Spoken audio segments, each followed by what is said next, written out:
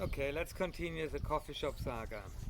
Um, it was in 1976 that I started it, and then I decided, and it started to get really busy all the time, and then I really had to do it full time.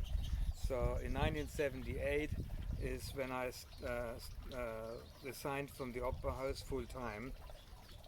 I said, what I can do is I can't work every day there, but I can work on weekends or on holidays or something like this.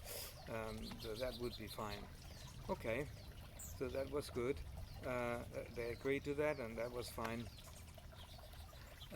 So basically, I started working full time at the restaurant in '78 because it got busier and busier. We had an outside area, and I had the seating pretty busy every day. Not only that, but also after experimenting in the beginning, having open from like say 10 in the morning to 2 to 12 or 1 o'clock in the afternoon, then closed for 2 or 3 hours, and then start at 5 again until about 6, 7, 10 o'clock or so.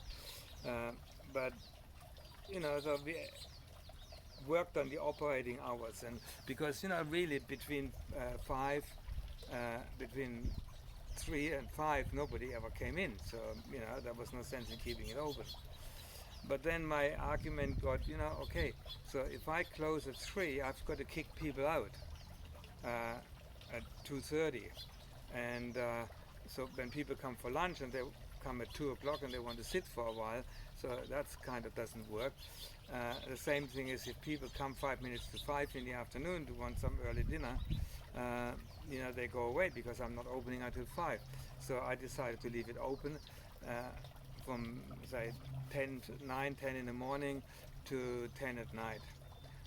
So that went for a while, and then I realized that because the theater is nearby, uh, Seymour Theater, and then also the Fallout Street from the Opera House, from other theaters in town, going more or less in the area, straight past, not straight past it, but it's close, but people know it is. It's only about 5 minutes drive from the main road to us.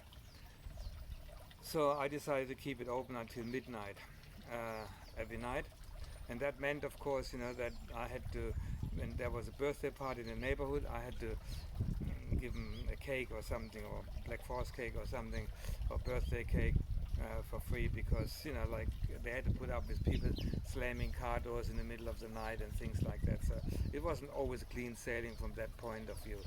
Um, but it was okay. I kind of managed there, and in yeah, and so for a number of years I did that, and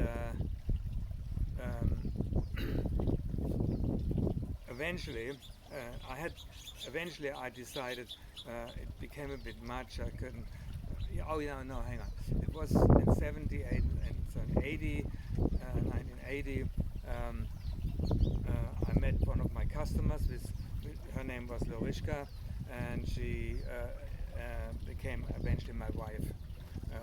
That was a funny thing, I kind of didn't tell anybody about her, and but we agreed one day would get married because she was a very very good organizer, and so she could make things happening because in the meantime also we just anyway so she was a good organizer, and I thought that would be beneficial for the business as well, and I asked her, are you prepared to work in the business with me?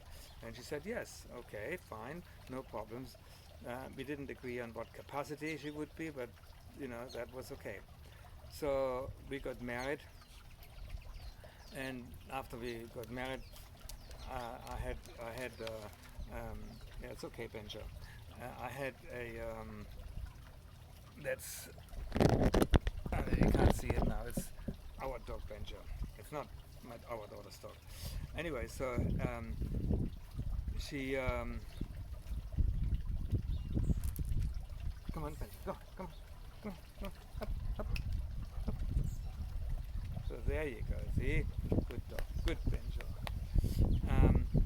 So the first thing we did after we got married, or one of the first things we did was buy a house nearby, about 3 minutes drive, and then we bought a cake shop right around the corner. It was called the Dutch Oven. And I was tempted to call it the German oven, but that wasn't. I couldn't do that. I was not fair. I think it wouldn't have gone over very well.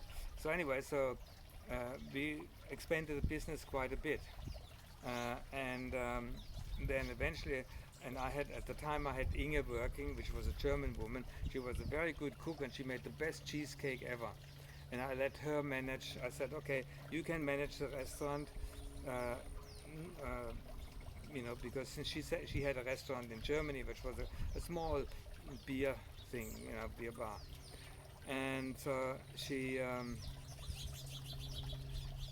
started managing it. But the first thing she did was let everybody go except for one guy, and cooked herself. She had no cooks or dishwasher or anything in the kitchen. She wanted to save money. She was in there to make money. And of course, I got a lot of complaints from customers, that they didn't get the meal they wanted, it takes too long, and this, that, and the other. But anyway, so she did that for a few months, and then I had to get back in and build up the business again. And then, so that was, yeah. And then later on, to carry on with that particular place, later on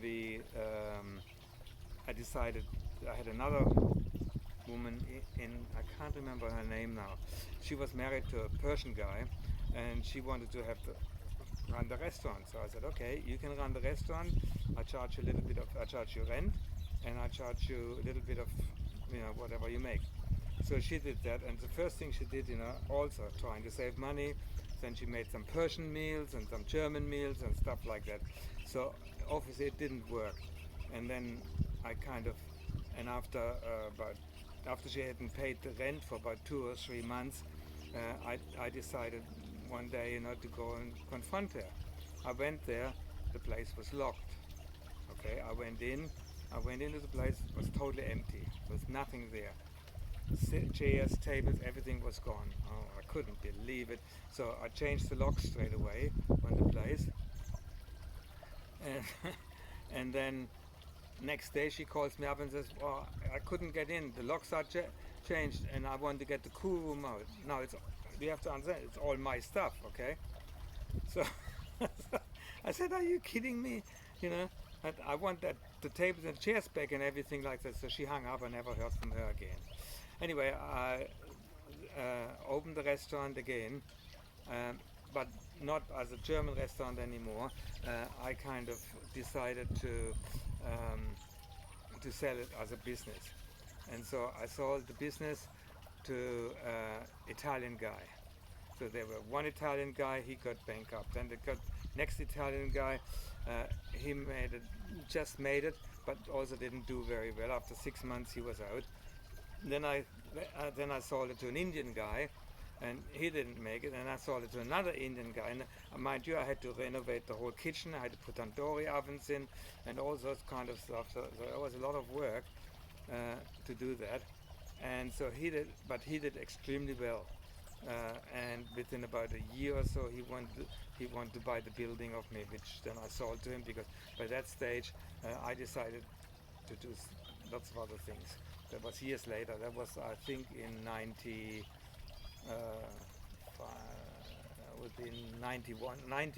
In 1990, I sold him the building, or 90 or 91.